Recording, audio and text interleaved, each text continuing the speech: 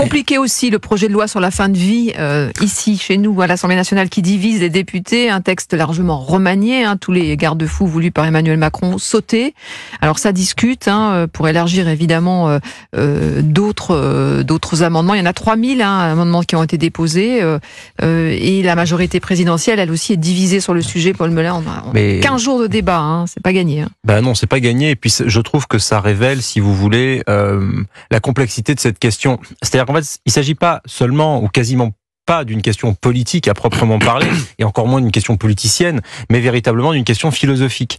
Et c'est une question que chacun aborde, la question de la fin de vie, avec sa foi s'il est croyant, avec sa spiritualité peut-être s'il est athée ou agnostique. Et donc, face à cela, si vous voulez, le politique essaie d'organiser dans un cadre, jusqu'à maintenant c'était la loi Leonetti, dans un cadre légal, disons le plus proche possible de ce que peuvent éventuellement ressentir ou comprendre les gens dans leur majorité. C'est l'objet de la démocratie, mais c'est là une gageure absolument terrible, parce que effectivement c'est complexe à appréhender.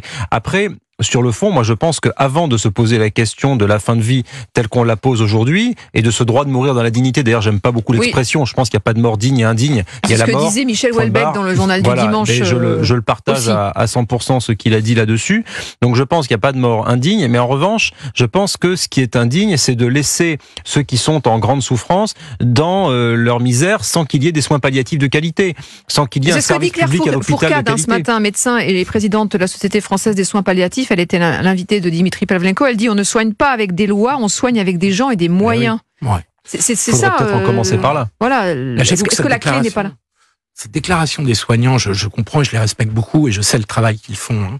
Mais pour avoir été confronté au sujet à titre personnel, dans un hôpital, dans un CHU, arrêtons l'hypocrisie quand même. L'accompagnement par les soignants vers la mort se pratique aujourd'hui en France. Et dans des conditions qui sont...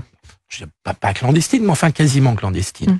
Simplement, ça se passe entre des soignants, une personne en fin de vie, pas forcément atteinte d'une maladie incurable, et puis une famille. Voilà. Donc, je pense qu'il faudrait que tout le monde joue un peu carte sur la table et ne se réfugie pas uniquement derrière des grandes déclarations de principe, aussi belles soient-elles. La réalité, c'est qu'on a le choix entre une situation où les choses se font quasi clandestinement aujourd'hui, une situation où on essaye de le codifier, ce qui est extrêmement compliqué, ce qui est extrêmement touchy, et on y va d'une main tremblante, comme tout le monde le dit, mais c'est ça le vrai débat. Et on poursuivra évidemment le débat sur le sujet sur Europe 1 régulièrement tout au long de ces débats qui se poursuivent encore pendant 2 semaines à l'Assemblée nationale. Merci à tous. Philippe, bienvenue. Vous revenez quand vous voulez. Paul, on se retrouve très vite. Et nous, dès demain à 13h, ce soir 18h, c'est Laurence Ferrari, bien sûr. Et 19h, Pierre de Villeneuve et toute son équipe, Europe 1 Soir. C'était Céline Géros sur Europe 1. Et Laurence Ferrari vous donne aussi rendez-vous demain matin dans Europe 1 Matin à 8h10 pour la grande interview Europe 1 CNews. Laurence Ferrari reçoit ce mercredi 29 mai le général Christophe Gomard, numéro 3 de la liste LR aux élections européennes. Restez bien avec nous sur Europe 1. Votre après-midi se poursuit avec Christophe Ondelat, 14h-15h. On de la raconte juste après les infos d'Émilie Dez. À tout de suite sur Europe 1.